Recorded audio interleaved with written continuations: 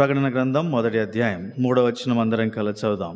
Let us turn to book of Revelation chapter 1 verse 3. Let us read all together.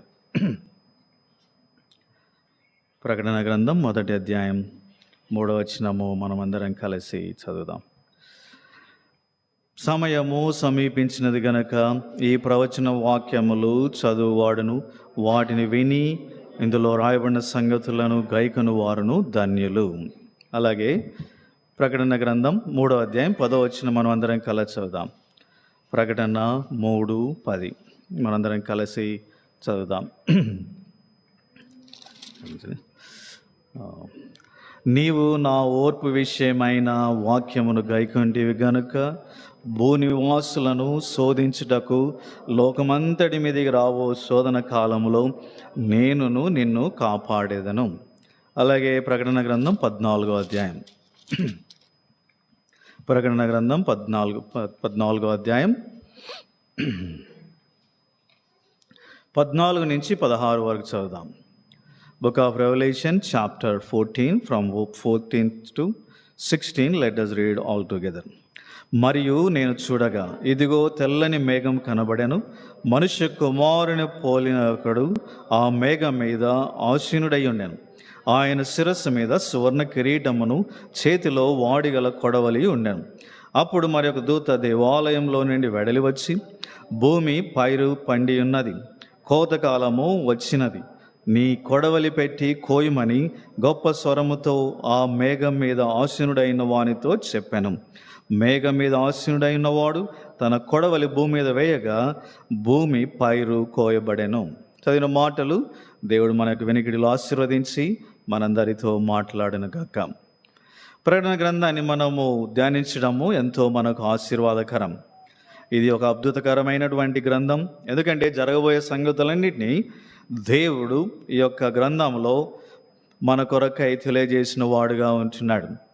దేవుడు ఎంతో ఆశ కలిగిన వాడై కుమారునికి ఆ సంగతులు తెలియజేశాడు. కుమారుడు ఆత్మ దూతకు తెలియజేశాడు. దూత యోహానుకు తెలియజేశాడు. ఆ యోహాను మనందరికీ ఈ మాటలు తెలియజేసిన వాడుగా ఉంటున్నాడు. కాబట్టి మనమందరం ఈ మాటలు చదివి ఎంతో ఆశీర్వదించబడాలి అనేది దేవుని యొక్క గొప్ప కోరిక, ఆశ. కాబట్టి ప్రకటన గ్రంథం మనం ఎల్లప్పుడూ చదువుతుండాలి, దానిలో రాయబడిన సంగతులు గ్రహించాలి, వాటిని గైకొను వారు ధన్యులు అని చెప్పబడుతూ వచ్చింది. కాబట్టి మనం కూడా గైకొనడానికి మనము నేర్చుకోవాలి. ఈ ప్రకటన గ్రంథాన్ని మనం అనేక వారాల నుంచి ధ్యానిస్తూ ఉంటున్నాం. మనం ప్రకటన గ్రంథాన్ని 7 ప్రత్యక్షతలుగా విభజించి మనం చదువుతుంటున్నాం. We have divided book of Revelation into 7 revelations. ఆ యొక్క 7 ప్రత్యక్షతలుగా మనం విభజించి ధ్యానించడం వలన మనకు సులభంగా అర్థమవుతుంది. మనము ఈ గ్రంథాన్ని చాలా చక్కగా మనం గుర్తుంచుకోగలం అని మనం 7 విభాగాలుగా చేస్తూ వచ్చినాం. మొట్టమొదటి ప్రత్యక్షత ఏంటి? యేసు ప్రభువును గురించిన ప్రత్యక్షత. ఆయన ఎలాగున్నాడు, ఇప్పుడు ఇంతకుముందు ఎలాగున్నాడు, పరలోకంలో ఆయన ఎలాగున్నాడు, ఇవన్నీ మనం ధ్యానిస్తూ వచ్చినాం. రెండవదిగా సంఘముల గురించిన ప్రత్యక్షత. కాబట్టి సంఘములు ఏం తెలియజేస్తూ ఉంటున్నాయి? మన యొక్క మానవుల యొక్క ఆత్మీయ స్థితిని, కాలములను అవి తెలియజేస్తూ ఉంటున్నాయి. కాబట్టి సంఘముల గురించి ప్రత్యక్షత మనం ధ్యానించినాం. తర్వాత 4-5 అధ్యాయంలో పరలోకములో ఆరాధనను, సింహాసనమును మనం ధ్యానిస్తూ వచ్చినాం. కాబట్టి పరలోకంలో సింహాసనాసీనుడైన దేవుడు కుమారునికి అధికారాన్ని అప్పగించినాడు. కాబట్టి పరలోకంలో ఏదైతే నిర్ణయించబడుతున్నదో అది మాత్రమే భూమి మీద నెరవేర్చబడుచు ఉంటున్నది. తర్వాత 4వదిగా మనము శ్రమలను గురించినటువంటి ధ్యానాన్ని చేస్తూ వచ్చిన ప్రత్యక్షతను తెలుసుకున్నాం. శ్రమలను మనము 3గా విభజించాం, లేకపోతే 2 భాగాలుగా చేశాం. మొదటిది ఏంటి అంటే మహాశ్రమల కాలం, మహాశ్రమల కాలం అని ధ్యానించాం. లేకపోతే మొదటి శ్రమల కాలం, 2వ శ్రమల కాలం, 3వ శ్రమల కాలం అని మనం విభాగించి ధ్యానిస్తూ వచ్చినాం. శ్రమల కాలము అంటే అర్థం ఏంటి అంటే దేవుడు మానవులను సాతాను శక్తులకు అప్పగించుట. రెండవదిగా శ్రమల కాలము అంటే ఏంటంటే దేవుని యొక్క ఉగ్రత మానవుల మీద కుమ్మరించబడుట. అది మనము తెలుసుకోవాలి. తర్వాత 5వదిగా మనం ఏం ధ్యానించామంటే ఇశ్రాయేలీయులను గురించి, దేవుని బిడ్డలను గురించి మనం ధ్యానిస్తూ వచ్చినాం. వారి యొక్క భవిష్యత్తు ఏంటి దేవుడు ఎలాంటి ప్రణాళిక వారి పక్షంగా కలిగి ఉన్నాడు, ఆయన వారి మధ్యలో ఏం చేయబోతున్నాడు అనేది మనం ధ్యానిస్తూ వచ్చినాం. ఆరోదిగా మనం ధ్యానించినటువంటి ప్రత్యక్షత ఏంటంటే సాతాను యొక్క త్రిత్వము. కాబట్టి సాతానుడు, అంత్యక్రీస్తు, అబద్ధ బోధకుడు, వీళ్ళు ముగ్గురు కలిసి సాతాను యొక్క త్రిత్వముగా ఏర్పరచబడ్డారు. వారు ఒక్కొక్కరు ఏం చేయబోతున్నారు అనేది మనం ధ్యానిస్తూ వచ్చినాం. కాబట్టి సాతానుడు ఏం చేయబోతున్నాడు, అంత్యక్రీస్తు ఏం చేయబోతున్నాడు, అబద్ధ ప్రవక్త ఏం చేయబోతున్నాడు, వారికి ఫైనల్గా వారికి కలగబోయేటువంటి ఫలితం ఏంటి అనేది మనం ధ్యానిస్తూ వచ్చినాం. ఇప్పుడు మరొక ప్రాముఖ్యమైన ధ్యానం మనం చేస్తున్నాం. ఈ యొక్క ధ్యానమే ఈ యొక్క 6 సంగతులు మనం మర్చిపోయినా పర్లేదు, కానీ ఈ 7వ ప్రత్యక్షతే మనకెంతో అవసరం. ఇది మనం చాలా జాగ్రత్తగా తెలుసుకోవాలి. ఎందుకంటే 7వ ప్రత్యక్ష దేని గురించి తెలియజేస్తుందంటే సంఘమును గురించి తెలియజేస్తుంది. మరొక మాటలో చెప్పాలంటే మనందరికీ ఏం జరగబోతున్నది అనేది ఈ యొక్క ప్రత్యక్షత మనకు తెలియజేయబోతున్నది. దేవుని బిడ్డలకు, లేకపోతే విశ్వాసులకు, క్రైస్తవులకు ఏమి జరగనై ఉంటున్నది అనేది కూడా ప్రకటన గ్రంథంలో ఎంతో స్పష్టంగా దేవుడు అనేక విధాలుగా తెలియజేస్తూ వచ్చినాడు. కాబట్టి మనము ఈ యొక్క ప్రకటన గ్రంథంలో 7వ ప్రత్యక్షత ఏంటి అంటే the revolution about the church of God. కాబట్టి సంఘం యొక్క ప్రత్యక్షత, ఈ యొక్క సంఘానికి ఏం జరగబోతూ ఉంటున్నది అని మనం ఆలోచించినట్లయితే అనేక సంగతులు ప్రకటన గ్రంథంలో రాయబడుతూ వచ్చినాయి. కాబట్టి దీన్ని కూడా మనము దాదాపు 7 విధాలుగా ధ్యానించవచ్చు. అలా ధ్యానించుకోకపోతుంటే చాలా టైం అవుతాము. చూద్దాం, మనము వీలైనంత వరకు త్వరగా ముగించడానికి ప్రయత్నం చేద్దాం. సంఘానికి జరగబోయే మొట్టమొదటి సంగతి ఏంటి అంటే సంఘము ఎత్తబడుట, ర్యాప్చర్ అనేది జరగనై ఉన్నది. కాబట్టి రెండవదిగా సంఘానికి, దేవుని బిడ్డలకు జరగబోయే రెండవ సంగతి ఏంటి అంటే బహుమానములు. కాబట్టి రివార్డ్స్. ఎందుకంటే మనకు చూడండి, ప్రకటన గ్రంథం 22వ అధ్యాయంలో మనము చదవచ్చు. ప్రకటన గ్రంథం 22వ అధ్యాయము 12వ వచనం, book of Revelation chapter 22 verse 12. మనందరం కలిసి చదువుదాం. ఇదిగో త్వరగా వచ్చుచున్నాను, వాని క్రియ చెప్పున ప్రతి వానికి ఇచ్చుటకు నేను సిద్ధపరిచిన జీతము నా యొద్ద ఉన్నది. కాబట్టి ఎవరికి ఇవ్వబోతున్నాడు జీతము, ఎవరికి బహుమానం ఇవ్వబోతున్నాడు అంటే సంఘమునకు, లేక దేవుని బిడ్డలకు ఆయన ఇవ్వబోతున్నాడు. కాబట్టి రెండవదిగా మనకు జరగబోయే రెండవ సంగతి ఏంటంటే మనకు జీతము లేదా బహుమానం అనేది మనకి ఇవ్వబడబోతున్నది. సంఘానికి జరగబోయే మూడవ సంగతి ఏంటి అంటే ఆ యొక్క పరలోక వివాహము, తర్వాత పరలోకపు వివాహ విందు.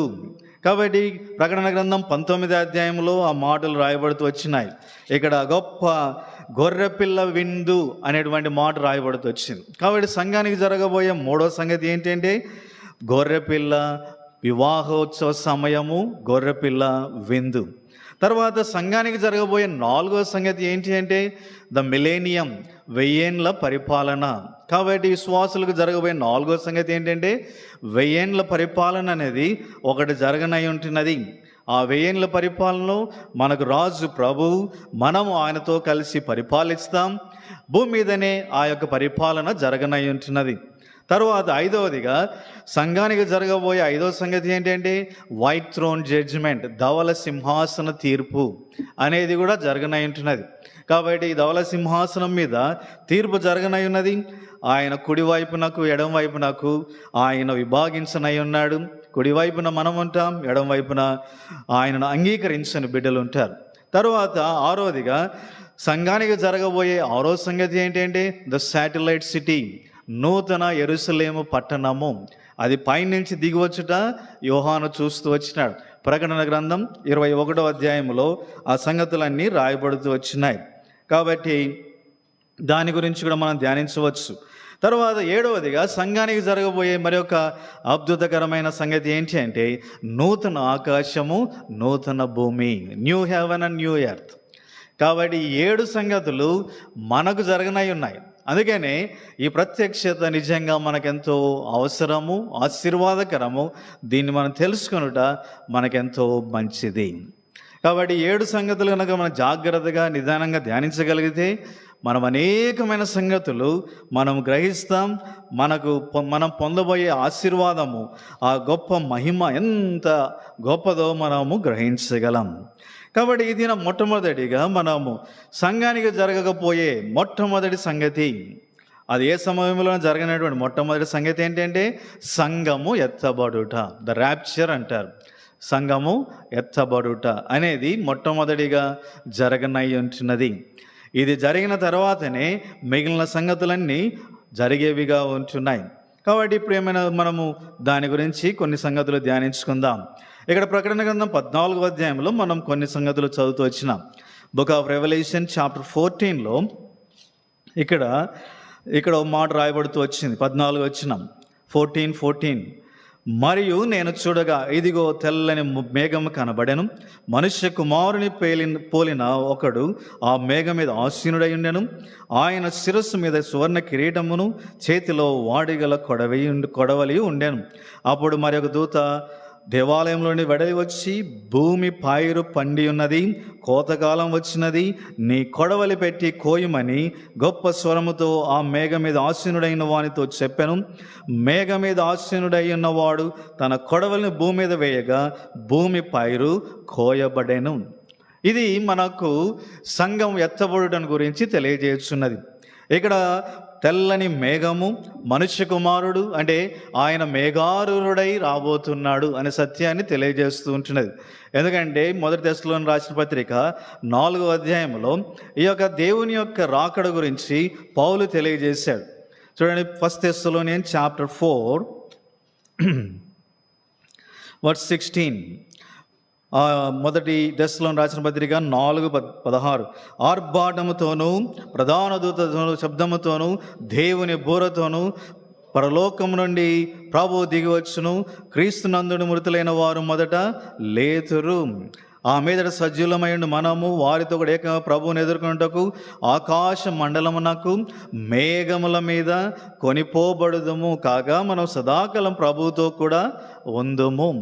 కాబట్టి ప్రభు రాకడ ఎలా ఉండబోతున్నది ర్యాప్చర్లో అంటే, ఆయన ఆ యొక్క మేఘముల మీద ఆయన దిగిరానై ఉంటున్నాడు.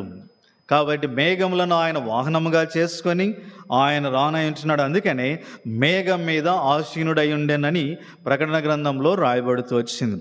ఇప్పుడు ఒక దూత ఆయనకు చెప్తూ ఉంటున్నాడు, నువ్వు ఈ యొక్క కొడవలిని భూమి మీద వేయము అని. కానీ దూత ఇక్కడ చెప్పడం అంటే దేవునికి దూత ఆజ్ఞాపించడం లేదు, కానీ దేవుడే ఆ యొక్క దూతను పంపించి కుమారునికి చెప్పుచున్నాడు అని మనం గ్రహించాలి. దేవుడు దూతను పంపించి కుమారునికి చెప్పుచున్నాడు. కాబట్టి నీవు కోతను ఆరంభించము. ఎందుకు అలా చెప్పాడో మళ్ళా మనకు తెలుస్తుంది, మనం ధ్యానించుకుంటూ వెళ్దాం. తర్వాత ఇప్పుడు మనం గ్రహించిన సత్యం ఏంటి అంటే, ఇప్పుడు ఆయన పైరును కోస్తాడు. ఈ పైరు కోయబడడం అంటే ఏంటంటే సంఘము కొనిపోబడుటను అది తెలియజేస్తుంటున్నది. కాబట్టి తర్వాత కూడా మరొక పైరు కోయబడుతుంది, అది తీర్పును గురించి తెలియజేస్తుంది. అక్కడ దూత ఉంటున్నాడు, అక్కడ ప్రభువు లేడు. కాబట్టి ఇదివరకు మనం ఇది ధ్యానించేటప్పుడు ఒక మాట మనము అనుకుంటూ వచ్చినాం. కాబట్టి ఇక్కడ మొట్టమొదటి కొడవలి ఈ పైరు సంఘం ఎత్తబడుటను సూచిస్తూ ఉంటున్నది. కాబట్టి ఇక్కడ మనము గ్రహించవలసిన మరొక ప్రాముఖ్యమైన సత్యం ఏంటి అంటే, అసలు ఎత్తబడుట అంటే ఏంటి, ర్యాప్చర్ అంటే ఏంటి, what is the meaning of it. మీరు బైబిల్ గ్రంథాన్ని ధ్యానిస్తూ వచ్చినట్లయితే బైబిల్ గ్రంథంలో ఎక్కడే కానీ మనకు సంఘం ఎత్తబడుట, ర్యాప్చర్ అనే పదాలు లేనేలేవు. కాబట్టి కానీ దాని అర్థం మాత్రమే అనేక చోట్ల రాయబడుతూ వచ్చింది. The meaning of rapture is return in so many places. మొదటి దశలోని రాసిన పత్రిక 4వ అధ్యాయం, మొదటి కొరింథీయులకు రాసిన పత్రిక 15వ అధ్యాయం, అనేక చోట్ల మత్తయి సువార్తలో ఈ సంగతులు రాయబడుతూ వచ్చినాయి. కాబట్టి అర్థం ఏంటి, ర్యాప్చర్ అంటే అర్థం ఏంటి, కొనిపోబడుట, ఎత్తబడుట అంటే అర్థం ఏంటి అంటే, ఇది లాటిన్ వర్డ్ నుంచి, ర్యాప్టో అనేటువంటి లాటిన్ వర్డ్ నుంచి వచ్చింది. అందుకనే దీన్ని ర్యాప్చర్ అంటారు. ర్యాప్టో అనేటువంటి లాటిన్ వర్డ్, దాని అర్థం ఏంటి అంటే, ఈ లాటిన్ వర్డ్ ర్యాప్టో అంటే అర్థం ఏంటంటే స్నాచ్ అవే. కాబట్టి ఏంటి, ఒక్క క్షణంలో మాయమైపోవడం.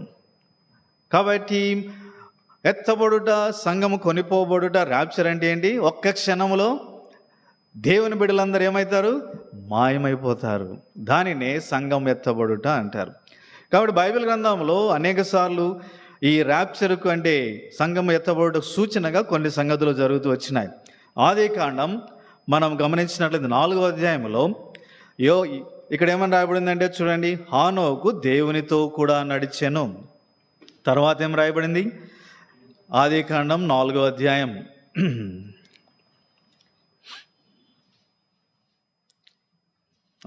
5వ అధ్యాయం, క్షమించండి, ఆదికాండం 5వ అధ్యాయం 23వ వచనం 24వ వచనం. హానోకు దినములన్నీ 365 ఏండ్లు. హానోకు దేవునితో కూడా నడిచిన తర్వాత దేవుడు అతన్ని తీసుకుని పోయాను కనుక అతడు లేకపోయాను. కాబట్టి ఇక్కడ హానోకును దేవుడు తీసుకుని వెళ్ళిపోయాడంట. అందుకని ఆయన ఏమయ్యాడు? మాయమైపోయినాడు. ఇక్కడ చనిపోలేదు, కానీ దేవుడు తీసుకుని వెళ్ళిపోయాడు, మాయమే. కాబట్టి హానోకు కొనిపోబడుట కూడా ఇది సంఘం ఎత్తబడుటకు ఒక సూచనగా ఉంటున్నది. తర్వాత రాజుల గ్రంథం, మొదటి రాజుల గ్రంథంలో ఏలియా ఏమైనాడు? ఆయన కూడా కొనిపోబడ్డాడు, ఆయన కనపడలేదు. ఇది కూడా సంఘం ఎత్తబడు ర్యాప్చర్కు సూచనగా ఉంటున్నది. తర్వాత మనం గమనిస్తే ప్రభువైన యేసుక్రీస్తు వారు కూడా ఆయన తిరిగి లేచిన తర్వాత ఆరోహణుడై వెళ్ళిపోయినాడు. తర్వాత ఇంకా ఆయన కనబడలేదు. ఇది కూడా ఎత్తబడుటను సూచిస్తూ ఉంటున్నది. అలాగే అపోస్తుల కార్యములో 8వ అధ్యాయంలో రాయబడుతూ వచ్చింది చూడండి. అపోస్తుల కార్యములు 8వ అధ్యాయంలో కూడా ఇక్కడ కూడా ఒక సందర్భము ఈ యొక్క ర్యాప్చర్ గురించి మనకు తెలియజేస్తూ ఉంటున్నది. అపోస్తుల కార్యములు 8వ అధ్యాయం, బుక్ ఆఫ్ యాక్ట్స్ చాప్టర్ 8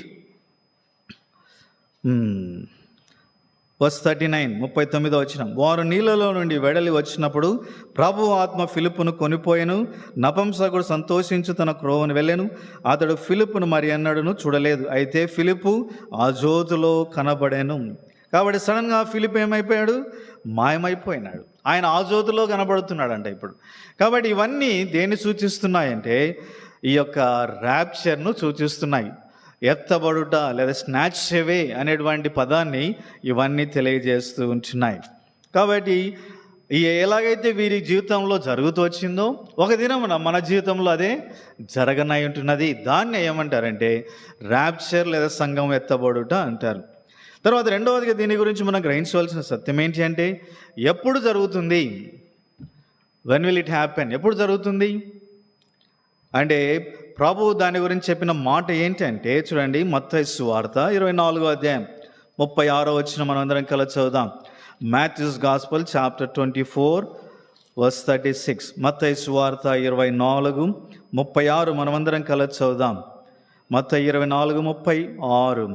అయితే ఆ దినమును గూర్చి ఆ గడియను గూర్చి తండ్రి మాత్రమే ఎరుగును గాని ఏ మనుష్యుడైనను పరలోకమందలి దూతలైనను కుమారుడైనను ఎరుగడు. కాబట్టి సంఘం ఎత్తబడుట ఎప్పుడు జరుగుతుందంటే ఎవరికి తెలియదు. ప్రభువు కూడా తెలియదు, దూతలకు కూడా తెలియదు. అందుకని ఇంతకుముందు మన ప్రకటన గ్రంథంలో ఒక మాట చదువుతూ వచ్చినాం. ఏమని చెప్పారు? దూత ఎవరికి చెప్తున్నాడు? ఆ మేఘముల మీద ఆసీనుడైన వానికి నీ కొడవలి వేసి పైరును కోయమన్నారు. కాబట్టి ఎవరు చెప్తున్నారు? అది ఆ మాట తండ్రి చెప్తున్నాడు. సో ఎప్పుడైతే తండ్రి చెప్తాడో అది that is the time of rapture. అప్పుడు అది జరిగేదిగా ఉంటున్నది. అందుకని కుమారునికి కూడా ఎవరు ఆజ్ఞాపించాలి? తండ్రి ఆజ్ఞాపిస్తేనే ఆయన సంఘం కొరకై రాగలడు. కాబట్టి ఇప్పుడు మనం గ్రహించిన సత్యం ఏంటి అంటే ర్యాప్చర్ అనేది ఎప్పుడు జరుగుతుందంటే ఎవరికి తెలియదు. కానీ ఒకటి మనం ఏం చేయాలంటే దేవుడు మన యొద్ద నుంచి కోరుకున్న ఆ యొక్క ముఖ్యమైన ప్రాముఖ్యమైన సత్యం ఏంటి అంటే we need to discern the times. మనం ఏం చేయాలంటే కాలములను మనము గ్రహించాలంట. కాబట్టి కాలములను గ్రహించాలి. ఎలా గ్రహించాలి అనేది మనము చూసినట్లయితే ఎన్నో ఆయన రాకడ కొరకై ముందు జరగనైనటువంటి ప్రవచనాలన్నింటినీ దేవుడు తెలియజేస్తూ వచ్చాడు. ఏమేం జరగబోతాయో అనేటువంటి సంగతులన్నీ మత్తయి సువార్తలో మనం 24వ అధ్యాయంలో మనం చూడవచ్చు. తర్వాత సువార్తల్లో అనేక చోట్ల మనము దాన్ని గ్రహించవచ్చు. కాబట్టి ఇవన్నీ ఇది వరకు మనం ఒకసారి ధ్యానించినాం. ఆదివారము మనము ఫైనల్ వర్తమానంలో ఆయన రాకడకు సూచనలు ఏంటి అనేది మనం ధ్యానిస్తూ వచ్చినాం. ఆ సూచనలన్నీ ఇప్పుడు ఏం చెప్పాలంటే నెరవేర్చబడినాయి. కాబట్టి ఇప్పుడు ఇవన్నీ నెరవేర్చబడినాయి కనుక ఆయన ఏ టైం అయినా రావచ్చు. ఈరోజు రావచ్చు, రేపు రావచ్చు, ఎల్లుండి రావచ్చు. కాబట్టి ఎవ్రీథింగ్ ఈజ్ రెడీ. ఆయన ద్వారం యొద్దనే నిలుచుని ఉన్నాడంట. తండ్రి ఎప్పుడు పర్మిషన్ ఇస్తే అప్పుడు వెంటనే ప్రభువు మన కొరకై దిగి వచ్చేవాడుగా ఉంటున్నాడు. కాబట్టి సమయము అనేది మనకు తెలియదు. కాబట్టి ఇప్పుడు మనకు ఇంకొక ప్రశ్న రావచ్చు, ఎందుకు దేవుడు ఈ సమయాన్ని సీక్రెట్గా పెట్టాడు? మనకు రివీల్ చేస్తే ఎంతో బాగుంటుంది కదా. పలాని రోజు పలాని నేను వస్తాను అంటే ఆ పాటికి అందరం రెడీ అయ్యి సిద్ధంగా ఉండదు. కావాలంటే అందరం మందిరంలోనే కూర్చోవచ్చు కదా, ఇంటికి కూడా వెళ్ళకుండా. కాబట్టి కానీ దేవుడు ఎందుకు ఆయన సీక్రెట్గా ఉంచాడంటే దాంట్లో ఎంతో గొప్ప ఆశీర్వాదం ఉంది. ఆయన రహస్యంగా ఉంచడానికి, అంత రహస్యంగా అంటే కుమారునికి కూడా దాన్ని తెలియజేయకుండా రహస్యంగా ఉంచడానికి ఎంతో గొప్ప ఆయన జ్ఞానము కలిగిన వాడుగా ఉంచినాడు. చూడండి, ఒకవేళ 25వ సంవత్సరం ఫిబ్రవరిలో వస్తారని చెప్పాడు అనుకోండి దేవుడు, ఏం చేద్దాం? మనం అందరం ఏం చేస్తాం? ఇప్పుడు ఇంకా మందిరానికి కూడా రానవసరం లేదు, వచ్చే సంవత్సరం ఫిబ్రవరిలో ఈ మందిరానికి వెళ్దాంలే అనుకుంటారు కదా, అప్పుడు రక్షణ పొందుదాంలే అనుకుంటారు, టైం చాలా ఉందిలే అనుకుంటారు కదా. కాబట్టి ఇలాంటి ఎన్నో విపత్కరమైన పరిస్థితులు జరుగుతాయి. అందుకనే దేవుడు ఏం చేశారంటే దాన్ని రహస్యంగా ఉంచాడు. అంతేకాదు దానివల్ల కలిగే ఆశీర్వాదం బహు గొప్పది. కాబట్టి మనం ఎదురు చూచడం వలన మనం ఎంతో మనలో బలమైన ఆత్మకార్యములు జరిగేవిగా ఉంటున్నాయి. అందుకనే దేవుడు దాన్ని రహస్యంగా ఉంచాడు. కాబట్టి అలాగ ఉంచడానికి కలిగే ఆశీర్వాదములు మరొకసారి మనం ధ్యానించుకుందాం. తర్వాత ఇంకా మనము తెలుసుకోవాల్సిన మరొక ప్రాముఖ్యమైన సత్యం ఏంటి అంటే, ఇప్పుడు అది ఏ విధంగా జరగనై ఉంటున్నది అనేది మనము గ్రహించవలసిన వారముగా ఉంటున్నాం. దానికి అపోస్తలుడైన పౌలు మొదటి దశలోని రాసిన పత్రికలో 4వ అధ్యాయంలో ఆయన ఏ విధంగా ఈ రాకడ జరగనై ఉన్నదో ఆయన చాలా స్పష్టంగా వివరిస్తూ వచ్చిన వాడుగా ఉంటున్నాడు. ఏ విధంగా జరగనై ఉంటున్నదంటే చూడండి, 16వ వచనం ఇప్పుడు చదివినాం. మరలా మొదటి దశలోని రాసిన పత్రిక 4:16, ఆర్భాటముతోనూ ప్రధాన దూత శబ్దముతోనూ దేవుని బూరతోనూ పరలోకము నుండి ప్రభువు దిగివచ్చును, క్రీస్తునందున్న వారు మొదట లేతురు. కాబట్టి ఎట్లా రాప్చర్ జరుగుతుంది, సంఘం ఎత్తబడు ఎలా జరుగుతుంది అంటే, దేవుని వాక్యం చెప్పే సత్యం ఏంటి అంటే, మన ప్రభు మధ్యాకాశంలోనికి వస్తాడంట. ఆయన మేఘారూఢుడై ఆకాశంలో మనకు కనబడతాడు. ఆయన ఎవరికి కనపడతాడు? అందరికి కనపడడు. ఎవరైతే ఆ ప్రభుని ఎరిగి ఆయనను కొరకే ఎదురు చూస్తున్నారో వారు మాత్రమే ఆయనను చూచేవారుగా ఉంటారు. ఆయన అందరికీ కనపడాడు. కాబట్టి సంఘం ఎత్తబడిన టైంలో సంఘంలోని విశ్వాసులు మాత్రమే ప్రభువును చూస్తారు. మిగిలిన వారు ఎవరు కూడా దాన్ని చూడరు, వాళ్ళకి తెలియదు ఏం జరుగుతుందో కూడా. కాబట్టి మనము గ్రహించవలసిన సత్యం ఏంటి అంటే, ఎలా జరుగుతుంది అంటే, ఆయన మధ్యాకాశంలోనికి ఆయన ఏం చేస్తాడంట? దిగి వస్తాడు. కాబట్టి మనం ఏం చేస్తాం? ఆయన్ను చూస్తాం. కాబట్టి దీని గురించి మత్తయి సువార్తలో రాయబడుతూ వచ్చింది. ఇక్కడ ఒక తేడా మనము తెలుసుకోవాలి, మనందరికీ బాగా తెలిసిన తేడాని. ర్యాప్చర్కు రెండవ రాకడకు తేడా ఉంది. కాబట్టి rapture and second coming is totally different. కాబట్టి ర్యాప్చర్ అంటే ఏంటంటే సంఘం ఎత్తబడుట. అప్పుడు సంఘం మాత్రమే ప్రభువును చూస్తారు. తర్వాత జకర్యా గ్రంథం 14వ అధ్యాయం మనం చదివితే అది రాకడ గురించి చెప్పండి, రెండవ రాకడ. ఆ రాకడలో ఏమవుతుందంట? ప్రభు లిటరల్గా ఆయన భూమి మీదకి ఏం చేస్తాడు? దిగి వస్తాడు. ఒలీవ కొండ మీద ఆయన ఏం చేస్తాడు? తన కాలు మోపుతాడు. కాబట్టి జకర్యా గ్రంథం 14వ అధ్యాయంలో మనం చదివితే we can understand the second coming. కాబట్టి ఆయన తన యొక్క సైన్యముతో దిగి వస్తాడు, ఇశ్రాయేల్ కొరకే పోరాడుతాడు, ఇశ్రాయేల్ అందరినీ శత్రువులందరినీ సమూల నాశనం చేస్తాడు. అది ఎప్పుడు? అది రెండవ రాకడలో. కానీ సంఘం ఎత్తబడుటలో ఆయన భూమి మీదికి రాడు. ఆయన ఎక్కడ ఉంటాడంట? మేఘారూఢుడై ఉంటాడు, మేఘంలోనే ఉంటాడు. అందుకని 17వ వచనంలో పౌలు ఏమన్నాడు? మొదటి దశలోని రాసిన పత్రిక 4:17 ఏమని రాయబడింది? ఆ మీదట సజీవులమై నిలిచిండు మనము వారితో కూడా ఏకముగా ఏం చేస్తామంట? ప్రభువును ఎదుర్కొనుటకు ఆకాశ మండలమునకు మేఘముల మీద కొనిపోబడుదుము. అంటే అర్థం ఏంటి? ఆయన దిగి రావడం లేదు, ఆయన మేఘముల మీద ఆసీనుడై ఉన్నాడు. మనము ఎదుర్కోవడానికి మేఘముల మీద మనము కొనిపోబడతాం. ఇది సంఘము ఎత్తబడుట. కాబట్టి మనము సంఘం ఎత్తబడుటకు రెండవ రాకడకు మనము కన్ఫ్యూజ్ కాకూడదు. రెండవ రాకడ వేరు, సంఘం ఎత్తబడుట వేరు. అంటే మరొక మాటలో మనము బైబిల్ గ్రంథం ప్రకారం, పండితుల ప్రకారం ఏం చెప్పచ్చు అంటే, సంఘం ఎత్తబడిన దాదాపు 7 సంవత్సరాలకి రెండవ రాకడ ఉంటుంది. ఆఫ్టర్ ర్యాప్చర్ ఆల్మోస్ట్ 7 years తర్వాత ఏముంటుంది? సెకండ్ కమింగ్ ఉంటుంది. కాబట్టి మనము ఈ సమయంలో మనం తెలుసుకోవాల్సిన సత్యం ఏంటి అంటే, ప్రభువు ఎక్కడికి వస్తాడంట? మేఘముల మీద ఆసీనుడై ఉంటాడు.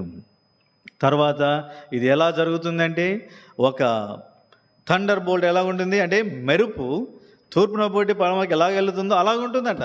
సడన్గా జరిగిపోతుంది. అందుకని దీని గురించి పౌలు కూడా 1 కొరింథీయులకు రాసిన పత్రికలో ఏమని రాశాడు చూడండి. 1 కొరింథీయులకు రాసిన పత్రిక 15వ అధ్యాయము, 1 కొరింథీయులకు రాసిన పత్రిక 15వ అధ్యాయం 51, 52 వచనాలు. 1 Corinthians chapter 15, 51 and 52. ఇదిగో మీకు ఒక మర్మం తెలుపుచున్నాను, మనమందరం నిద్రించం కానీ నిమిషంలో ఒక రెప్పపాటున కడబురగ మోగని మనమందరం మార్పు పొందము, బూరం రోగును, అప్పుడు మృతులు అక్షయులై లేపడదు, మనమందరము మార్పు పొందుదము. ఇక్కడ ఏమని రాయబడిందంట? ఒక్క రెప్పపాటులో. కాబట్టి ద ట్వింక్లింగ్ ఆఫ్ ఐ అంటే కళ్ళు మూసుకొని కళ్ళు తెరిచే లోపల ఇక్కడ ఎవరు ఉండరు. ఎంత ఫాస్ట్గా జరుగుతుందో చూడండి. ఇట్ ఈజ్ వెరీ అంటే మనకు మనసుకు అందదు. ఒక్క క్షణంలో ఇంతమంది ఇక్కడ కూర్చున్నాం కదా, ఒక్క క్షణం కలుముకలేదు ఎవరు ఉండరు ప్రభు వస్తే. అలాంటి పరిస్థితి ఆ దినం జరగబోతుంది. కాబట్టి ర్యాప్చర్ అనేది అలా జరుగుతుంది. ఆలోచించండి, ఇలా జరిగింది అనుకోండి, ఇప్పుడు మన చుట్టూ ఉన్న వారి పరిస్థితి ఏం పరిస్థితి? షాపులో ఉన్న వాళ్ళంతా ఏమనుకుంటారు? ఏంటి ఇక్కడ లైట్లు వేసి సుబ్బారావు బ్రదర్ ఎక్కడ పోయాడు అనుకుంటారు కదా, ఎందుకు ఆపలేదు లైట్లు అనుకుంటా ఉంటారు. తర్వాత వాళ్ళు వచ్చి లోపల చూస్తారు, ఎంత ఎదుగుతారు, ఎక్కడ పోయినారు, ఒక్కడ లేడేంటి, ఏసీలన్నీ ఆన్లో ఉన్నాయి అనుకుంటారు కదా. కాబట్టి ప్రపంచమంతా ఏమవుతుందంటే ఒక కన్ఫ్యూజన్లోకి వెళ్ళిపోతారు, కలవరంలోకి వెళ్ళిపోతారు. ఏమైంది అని ఎవ్వడికి అర్థమే కాదు. ఇప్పుడు ఇలాగా చూసే లోపల, వీళ్ళు అనుకునే లోపల అక్కడ న్యూస్ వస్తూ ఉంటుంది, so many people are disappeared on this planet. ఎక్కడ పోయారు? సడన్గా ఎవరో ఈటీస్ అంటే ఎక్స్ట్రాటెరిస్ట్ బీయింగ్స్ అంటారు కదా, ఫ్లయింగ్ సార్సెస్ ఏమో వచ్చి ఎత్తుకెళ్ళిపోయాయి అనుకుంటాం. ఇట్లా కొంతమంది రకరకాలు మాట్లాడుకుంటారు, కొంతమంది భూకంపం వచ్చింది అనుకుంటారు. కాబట్టి ఎంతో కలవరం అనేది ఆ దినము భూమి మీద జరగనై ఉంటున్నది. కాబట్టి అటువంటి ఆ విధంగా భూమి మీద జరుగుతుంది. కాబట్టి అందుకనే చాలా చోట్ల ఏం చేస్తూ ఉంటున్నారు, ఫ్లైట్స్లో 2 పైలట్స్ని పెడుతున్నారు. ఎందుకని? ఒకరు కొనిపోబడితే ఒకడన్నా ఫ్లైట్ని కాపాడుతుంది. 2 డ్రైవర్లు ఉంటారు ట్రైన్స్లో. ఎందుకని? ఎవరైనా ఒకడు పోతే ఇంకొకరు ఉంటారు. అందుకని ఎక్కడ చూసినా ఇద్దరు పెడుతున్నారు. కాబట్టి వాళ్ళ యొక్క ఆలోచన ఎందుకు ఇలా జరుగుతుంది అంటే, అది మనం ఏదో వారి జాగ్రత్త అనుకుంటున్నాం, కానీ దాని వెనకలు ఉండే సత్యం ఇదే, ఒకరు కొనిపోబడితే ఇంకొకరు దాన్ని నడుపుతారని. కాబట్టి ఇలాంటి పరిస్థితి ఆ దినం ఏం జరుగుతుందంట? జరగనై ఉంటుందంట. కాబట్టి ఆ విధంగా ర్యాప్చర్ జరుగుతుంది. తర్వాత మనము ఆలోచించవలసిన మరొక ప్రాముఖ్యమైన సత్యం ఏంటి అంటే, ఇక్కడ చాలామంది బైబిల్ పండితులు ఒకటి చెప్తూ ఉంటారు, ఈ భూమి మీద అంతా కలవరం కలుగుతుంటుంది కదా, న్యూస్ అంతా వస్తూ ఉంటుంది, ఎంతో కలవరం, ఎక్కడెక్కడ ప్రతి చోట ఇదే ప్రాబ్లం ఉంటుంది. కాబట్టి ఏం జరుగుతుంది అంటే, ఆ టైంలోనే అంత్యక్రీస్తు అనేవాడు తన తెలివి చేత, మాటల చేత, జ్ఞానం చేత భూమి మీద ఈ కలవరాన్ని అంతటిని సద్దుమణిగిస్తాడంట. ఆ విధంగా వాడేమవుతాడంటే బయలుపరచబడతాడు. As a superman he will come out, he will explain. దాన్ని ఆ యొక్క వాడు చెప్పే మాటలు అందరూ నమ్ముతారు. ఆ విధంగా ఏమవుతుంది, అక్కడ ఈ కలవరం అంతా వాడు సద్దుమని. కాబట్టి ఎక్కడో అమెరికాలో చెప్పినా ఇప్పుడు టీవీలో మనకు వచ్చేస్తుంది. కాబట్టి ఇమ్మీడియట్గా తెలిసిపోతుంది. కాబట్టి ఆ విధంగా టెక్నాలజీ పెరిగిపోయింది. కాబట్టి he will tackle that confusion అని చాలామంది బైబిల్ పండితులు అంటూ ఉంటారు. ఏదేమైనప్పటికీ ఆ దినం భూమి మీద విడవబడిన వారికి ఎంతో కలవరమైన పరిస్థితులు కదా. కాబట్టి ఇంట్లో వాళ్ళు, మనము అమ్మా నాన్న రక్షించబడ్డారని కుమారులు ఏమవుతారు, కుమారులు రక్షించడం అమ్మా నాన్న ఏమవుతారు. ఈ విధంగా ఎంతో కలవరం, చాలా బీభత్సమైన పరిస్థితులు జరుగుతాయి. ఎందుకంటే మత్తయి సువార్తలు ఏమని రాయబడింది తెలుసా? మంచం మీద 2 పడుకొని ఉందరు, ఒకరు మాయమైపోతారు. పొలంలో 2 పని చేస్తూ ఉంటారు, ఒకరు పోతారు. తిరగలు 2 ఇసురుతూ ఉంటారు, సడన్గా ఒకరు కనపడరు. ఇంకా పరిస్థితి ఆలోచించండి ఎట్లుంటుందో కదా. చాలా కలవరమైన, బాధాకరమైన పరిస్థితులు దినం. కానీ దేవుని నమ్మిన వారికి అలాంటి పరిస్థితి లేదు. వాళ్ళందరూ ఏమవుతారు? మేఘంల మీద కొనిపోబడతారు. తర్వాత ఇప్పుడు మనము తెలుసుకోవాల్సిన 4వ సత్యం ఏంటి అంటే, మనకేం జరుగుతుంది ప్రభు వచ్చినప్పుడు. అది కూడా బైబిల్ గ్రంథంలో ఎంతో స్పష్టంగా తెలియజేయబడుతూ వచ్చింది. చూడండి, 1 దశలోని రాసిన పత్రిక మరొకసారి 4వ అధ్యాయంలో చూద్దాం. 1 Thessalonians chapter 4 మనము 14 వచనం చదువుదాం. యేసు మృతి పొంది తిరిగి లేచినని మనం నమ్మినడెలా, అదే ప్రకారము యేసునందు నిద్రించిన వారిని దేవుడు ఆయనతో కూడా వెంట పెట్టుకుని వచ్చును. మేము ప్రభువు మాట మీద చెప్పినదేమనగా, ప్రభువు రాకడ వరకు సజ్జులమై నిలిచిండు మనము నిద్రించిన వారి కంటే ముందుగా ఆయన సన్నిధిని చేరము. కాబట్టి మొట్టమొదటి ఎవరు లేస్తారంట? ప్రభువు దిగి వచ్చును, క్రీస్తు నుండి మృతులైన వారు మొదట లేతురు. కాబట్టి ఈ సీక్వెన్స్ మనం జాగ్రత్త గుర్తుంచుకోవాలి. ఎవరైతే ప్రభువును నమ్మి చనిపోయారు కదా, ఆల్రెడీ వారందరూ పాతి పెట్టబడ్డారు కదా, వారు ఏం చేస్తారంటే మొదట లేస్తారంట. వారు దే విల్ రైజ్, వాళ్ళు తిరిగి లేస్తారు. తర్వాత వారు మహిమా శరీరాన్ని పొంది లేస్తారు కదా. కాబట్టి ఇప్పుడు చాలామంది అంటూ ఉంటారు, ఎప్పుడో చనిపోయిన వాళ్ళు మట్టిలో కలిసిపోయారు, వాళ్ళ ఎముకలు కూడా లేవు, బోన్స్ కూడా లేవు కదా, వాళ్ళు తవ్వినా కానీ అక్కడ ఏమి ఉండదు, మరి ఎట్లా లేస్తారు అంటే అది దేవుని యొక్క శక్తి. కాబట్టి తప్పకుండా ఆ దినమున తిరిగి లేస్తారు. ఎలా మనం చెప్పగలం? చూడండి, ఎలీషా బాడీ ముట్టుకుంటేనే ఏమైంది? డెడ్ బాడీ తిరిగి లేచింది. అర్థమైందా? కాబట్టి ఏలియా చనిపోయిన వారిని లేపాడు, ఎలీషా చనిపోయిన వారిని లేపాడు, తర్వాత ప్రభు చనిపోయిన వారిని లేపాడు. కాబట్టి ఈ విధంగా ఆలోచించుకుంటూ వెళ్తే ఎంతోమంది సజీవులుగా చేయబడ్డారు. కాబట్టి దేవునికి అసాధ్యమైనది లేనే లేదు. ప్రభు శిలువలో వేలాడదీయబడినప్పుడు ఆయన చనిపోయినప్పుడు ఏం జరిగింది? సమాధులు తెరవబడ్డాయి, అనేక మంది సజీవులుగా లేచి వచ్చారు. కాబట్టి ఎన్ని రుజువులు. కాబట్టి తప్పకుండా ఆ దినమున ఏం చేస్తారు? చనిపోయిన వారంతా తిరిగి లేస్తారు. ఎలాగ లేస్తారు? వాళ్ళు మహిమా శరీరముతో వారు లేచిడి వారుగా ఉంటున్నారు. కాబట్టి అది మొట్టమొదటి జరుగుతుంది. వారు లేచిన తర్వాత బ్రతికున్న వారు ఏం చేస్తారంట? వారు మార్పు చెందుతారంట. బ్రతికున్న వారు their bodies will be transformed into resurrected bodies, glorified bodies, లేకపోతే మహిమా శరీరములుగా, లేకపోతే తిరిగి లేచిన శరీరాలుగా మార్చబడతాయి. కాబట్టి ఇవన్నీ ఎలా జరుగుతాయండి? చూడండి, పౌలు 1 కొరింథీయులకు రాసిన పత్రికలో రాస్తూ వచ్చాడు. ఏం రాశాడు ఇక్కడ? 1 కొరింథీయులకు రాసిన పత్రిక 15వ అధ్యాయం 51 నుంచి, ఇదిగో మీకు ఒక మర్మం తెలుపుచున్నా, మనమందరం నిద్రించము కానీ నిమిషములో ఒక రెప్పపాటున మ్రోగగానే మనమందరము మార్పు పొందుదుము. ఇక్కడ కడబూర అని రాశారు. కానీ ఈ కడబూర అంటే అర్థం ఏంటి అంటే, మనము ప్రకటన గ్రంథంలో ధ్యానించిన ట్రంపెట్స్ కాదు ఇది. అక్కడ అవన్నీ శ్రమల కాలంలో జరిగేటువంటి బూరలు అవి. కాబట్టి అది ఈ కడబూర అది కాదు. కడబూర అనేటువంటి మాటకు అర్థం ఏంటి అంటే, వెన్ ఎవ్రీథింగ్ ఈజ్ రెడీ, ప్రభు రావడానికి సమస్తము సిద్ధపరచబడినప్పుడు, ఎప్పుడైతే దేవుడు ఆజ్ఞాపిస్తాడో కుమారుని వెళ్ళమని, అదే కడబూర.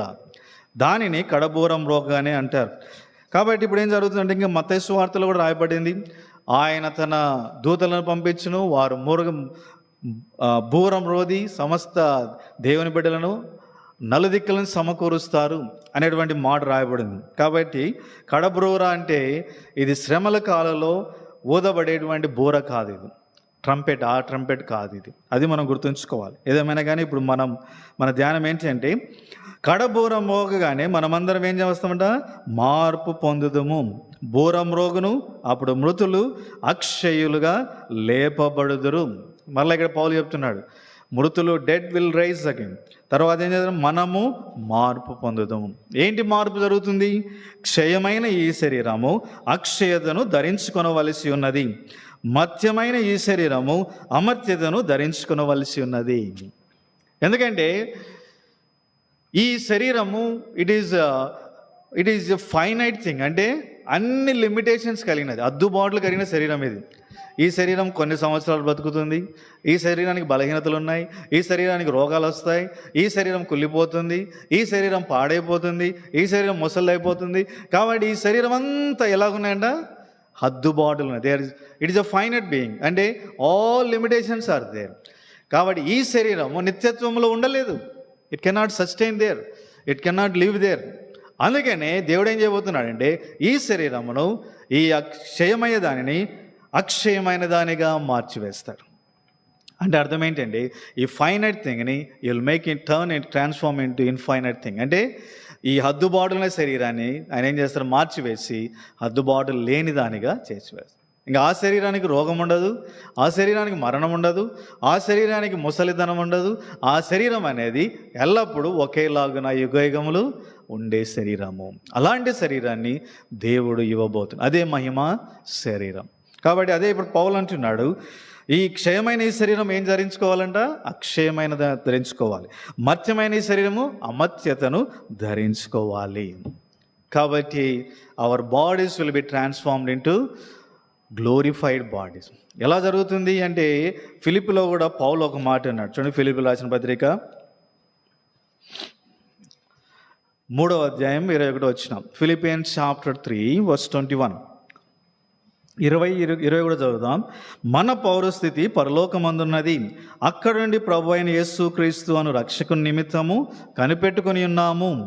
సమస్తమును తనకు లోపరచుకొని జాలిన శక్తిని బట్టి ఆయన మన దీన శరీరమును తన మహిమ గల శరీరమునకు సమరూపమైన గలదానిగా మార్చును.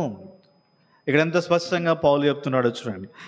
సమస్తమును లోపరుచుకున్న శక్తి కలిగిన దేవుడు ఏం చేస్తాడంట, మన దీన శరీరం అంటే క్షయమైపోయే శరీరాలను మహిమగల శరీరములుగా మార్చివేస్తాడు. కాబట్టి we are going to get the glorified body. మనందరికీ ఏం పొందబోతున్నాం, ర్యాప్చర్లో ఏం జరుగుతుందంటే సంఘము ఎత్తబడే సమయంలో మనకు మహిమా శరీరములు పొందబోదు. ఇవన్నీ ఎంత టైంలో జరుగుతాయి, కనురెప్ప పాటలో. చూడండి, కనురెప్ప పాటులో చనిపోయిన వాళ్ళు లేస్తారు, కనురెప్ప పాటులో మన శరీరాలు మారిపోతాయి, కనురెప్ప పాటులో మనం మాయమైపోతాం. కాబట్టి ఎంత ఫాస్ట్గా జరుగుతాయంటే ఇది దేవుని యొక్క శక్తి కదా. ఆయన కార్యములు గనక దానిలో ఎటువంటి అనుమానము లేనే లేదు. ఎందుకంటే ఆయన మాట సెలవిస్తే భూమి వచ్చింది. యూనివర్స్ అంతా ఆయన ఒక మాటతో సెలవిచ్చినాడు. మాట సెలవిస్తే వెలుగు కలిగింది, మాట సెలవిస్తే సముద్రాలు కలిగిస్తాయి, మాట సెలవిస్తే సూర్య నక్షత్రాలు కలిగినాయి. కాబట్టి ఆయన ఒక్క మాట సెలవిస్తే పరిస్థితులన్నీ మారిపోతాయి. కాబట్టి ఆయనకు అసాధ్యమైంది ఏది కూడా లేనే లేదు. ఇక్కడ మరలా మనం ఇంకొకసారి ఆలోచించే మరొక ఇంట్రెస్టింగ్ ఫ్యాక్ట్ ఏంటంటే ఈ మహిమా శరీరం ఎలాగుండబోతుంది అనేది కూడా మనం ఆలోచించాలి. ఎలాగుండబోతుంది అంటే ప్రభు శరీరం ఎలాగునిందో అలాగనే మనం కూడా ఉండబోతున్నాం. అంటే ప్రభు ఆహారం ఇస్తే తిన్నాడా లేదా, తిన్నాడు. వాళ్ళంతా దయ్యం అనుకున్నారు, కానీ ఏం చేశారు, వారు ఆహారం ఇస్తే తిన్నాడు. అండ్ ఈ శరీరానికి ఉన్నటువంటి కెపాసిటీ ఏంటంటే తిన్నా బ్రతకగలదు, తినకపోయినా బ్రతకగలదు. అలాంటి శక్తి దీనికి ఉన్నది. రెండవదిగా మనం ఆలోచించినట్లయితే ఈ శరీరానికి మరో గొప్ప శక్తి ఏంటంటే శిష్యులందరూ రూమ్లో కూర్చున్నారు, కిటికీలు తలుపులు అన్నీ వేసేసారు. సడన్గా ప్రభు మధ్యలో నిలబడ్డాడు. ఎలాగొచ్చాడు అంటే ఈ శరీరానికి లిమిట్స్ లేవు. గోడలో వెళ్ళిపోతుంది, ద్వారంలో వెళ్ళిపోతుంది, ఎక్కడైనా వెళ్ళిపోతుంది. కాబట్టి అందుకనే చాలామంది సినిమాలు తీస్తూ ఉంటారు కదా, రకరకాలైన సినిమాలు. కాబట్టి ఈ మహిమా శరీరానికి అలాంటి శక్తి ఉంది. అందుకనే ఒక ప్రశ్న అడుగుతూ ఉంటాం, ప్రభు తిరిగి లేచినప్పుడు కదా, చనిపోయి తిరిగి లేచినాడు కదా, బండ దొర్లించబడిన తర్వాత బయటకు వచ్చాడా, దొర్లించక ముందే బయటకు వచ్చాడా? దొర్లించబడక ముందే వచ్చేసాడు. ఆయనకు బండ అడ్డం లేదు. ఎందుకంటే ఆయన పొందింది మహిమా శరీరము. బండ తొలగించక ముందే బయటకు వచ్చేసాడు. ఎందుకు తొలగించారు? శిష్యుల కొరకు, తర్వాత సిస్టర్స్ కొరకు, అందరి వారు చూసి నమ్మాలని దేవుడు బండనేం చేశాడు, దొర్లించి వేసినాడు. కాబట్టి ఈ మహిమా శరీరానికి ఉన్నటువంటి గొప్ప శక్తి ఏంటంటే it can go through the walls, it can go through doors. గోడలోంచి వెళ్ళిపోగలదు, ద్వారంలోంచి వెళ్ళిపోగలదు. ఆహారం తిన్నా బ్రతకగలదు, తినకపోయినా బ్రతకగలదు. అలాంటి మహిమా శరీరాన్ని దేవుడు మనకిస్తాడు. కాబట్టి అందుకనే మొదటి యోహాను పత్రికలో యోహాను ఒక మాట అంటూ వచ్చినాడు. చూడండి, 1 John chapter 3, మొదటి యోహాను పత్రిక 3:2. ప్రియులారా, ఇప్పుడు మనము దేవుని పిల్లలమై ఉన్నాం, మనం ఇక మేమోదము అది ఇంకా ప్రత్యక్షపరచబడలేదు, కానీ ఆయన ప్రత్యక్షమన్నప్పుడు ఆయన ఉన్నట్లుగానే ఆయనను చూద్దాం కనుక ఎలాగుంటామంట, ఆయనను పోలి ఉందుమని ఎరుగుదము. కాబట్టి మనం ఆయన చూసినప్పుడు ఏం జరుగుతుంది, will be transformed into his image. ఆయనను మనం పోలిన వారమై ఆయన వలె మనము మార్పు చెందుతాం. కాబట్టి ఇది దేవుడు మనకి ఇవ్వబోయేటువంటి మహిమా శరీరం. ఇదంతా విన్నప్పుడు ఒక సిస్టర్ మా మామయ్యని ఒక ప్రశ్న అడిగిందంట. ఏమని ప్రశ్న అడిగింది? బ్రదర్, నేను నైట్ డ్రెస్లో ఉన్నప్పుడు దేవుడు వస్తే నా పరిస్థితి ఏంటి అనేది.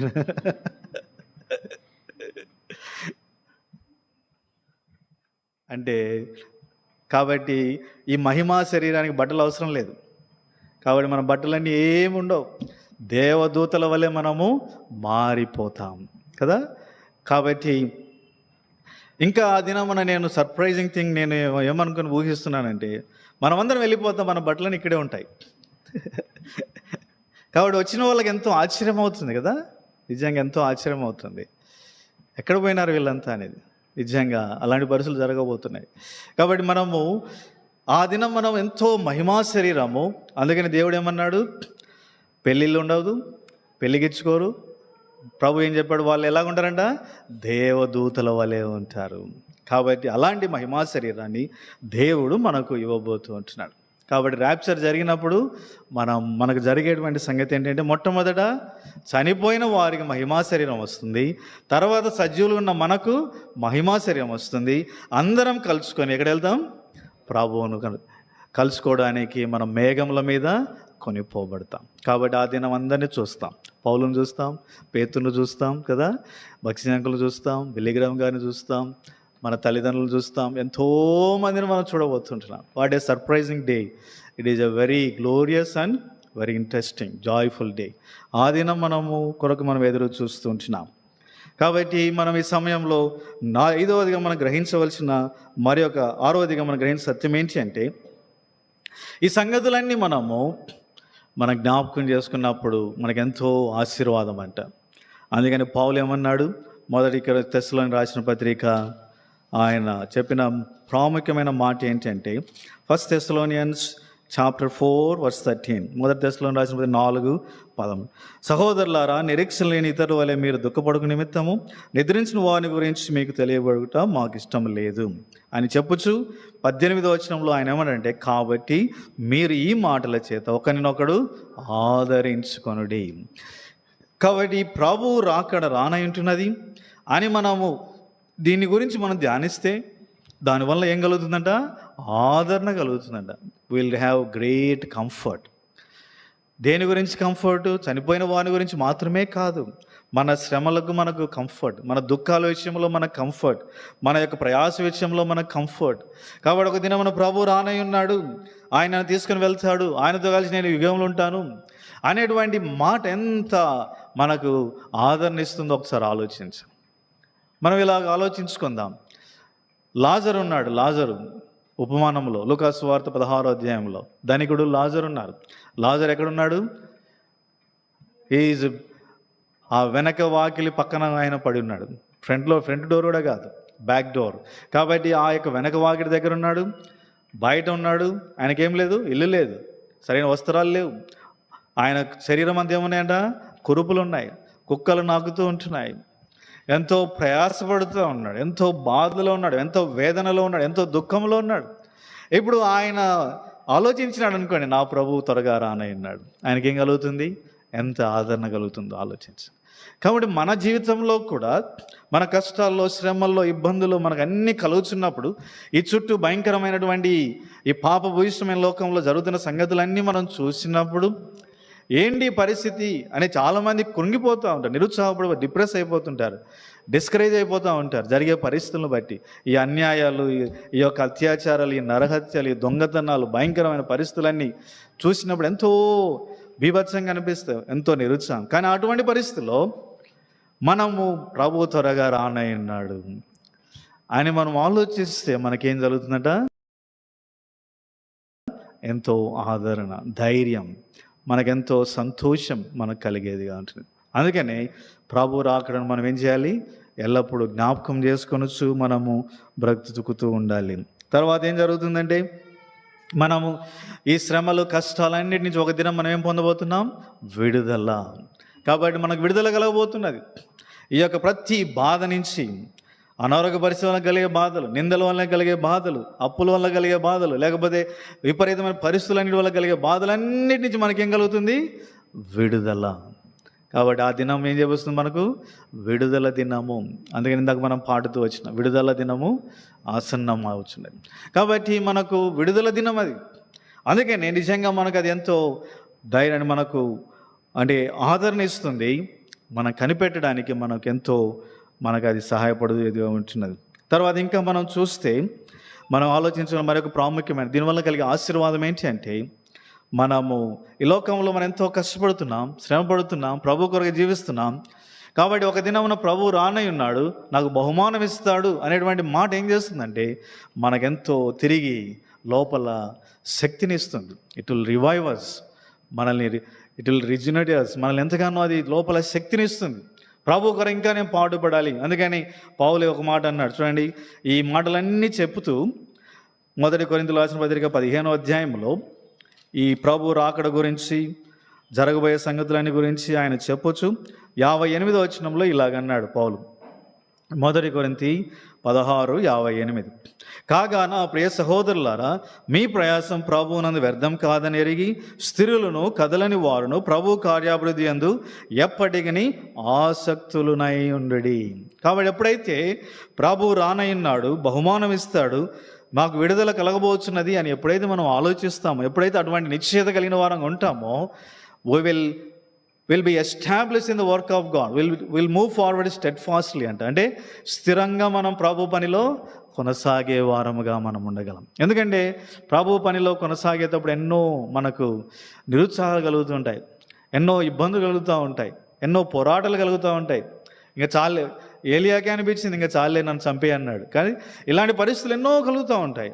కాబట్టి అటువంటి పరిస్థితుల్లో మనం ఏం ఆలోచించాలి? ప్రభు త్వరగా రానయ్యున్నాడు, ఆయన మాకు బహుమానం ఇస్తాడు అని ఎప్పుడైతే మనం ఆలోచిస్తామో అప్పుడు మనం ఏం చేస్తామంటే దేవుడిచ్చిన పనిని మనం విడిచిపెట్టక స్థిరంగా దానిలో ముందుకు సాగే వారముగా మనం ఉంటాం. అలాంటి ప్రోత్సాహము దీనివల్ల మనకు కలిగేదిగా ఉంటున్నది.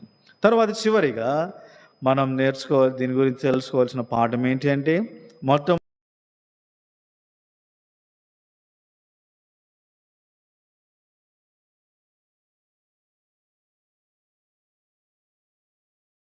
మొదటిగా మనం ఏం తెలుసుకున్నాం?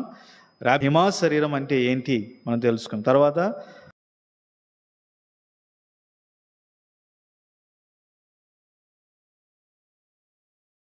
ర్యాప్చర్ వలన మనకి ఆశీర్వాదం ఏంటి,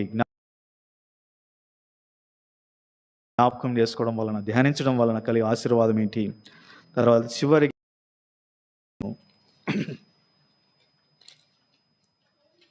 40వ వచనం అందరం కలిసి చదువుదాం.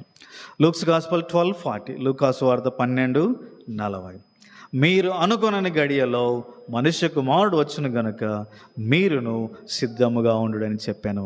కాబట్టి మనం ఏం చేయాలంట? సిద్ధముగా ఉండాలి. కాబట్టి ఇవన్నీ ప్రభు వస్తాడు అని తెలుసుకొని మనం సిద్ధంగా లేకపోతే ఏం జరుగుతుంది కదా?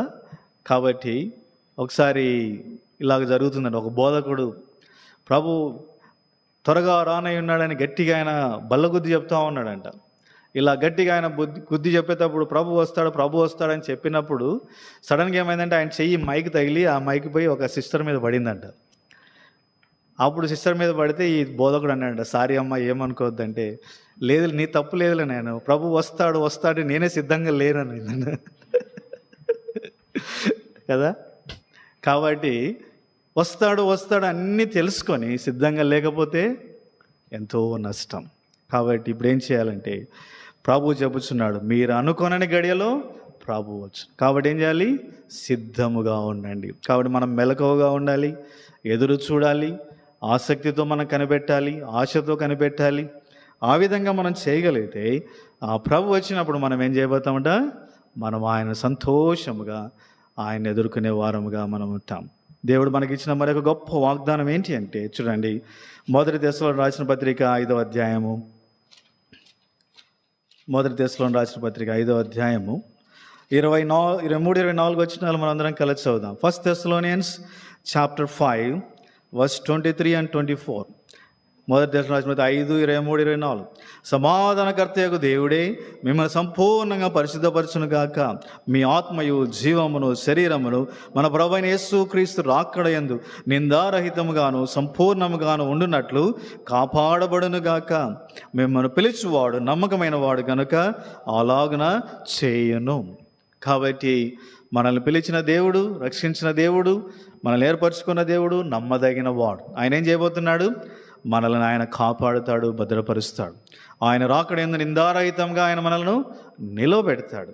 కాబట్టి మనం కూడా ఏం చేయాలి? ఆయన చెప్పినట్లు మెలకువగా మనం ఉండి ఆ ప్రభు కొరకు ఎదురు చూస్తూ మనము పేతురు రాసిన పత్రికలో రాయబడినట్లు మనం సిద్ధపడాలి. ఏమని రాయబడింది చూడండి. మొదటి పేతురు రాసిన పత్రిక, రెండవ పేతురు రాసిన పత్రిక 3వ అధ్యాయం, 2 Peter chapter 3 verse 14.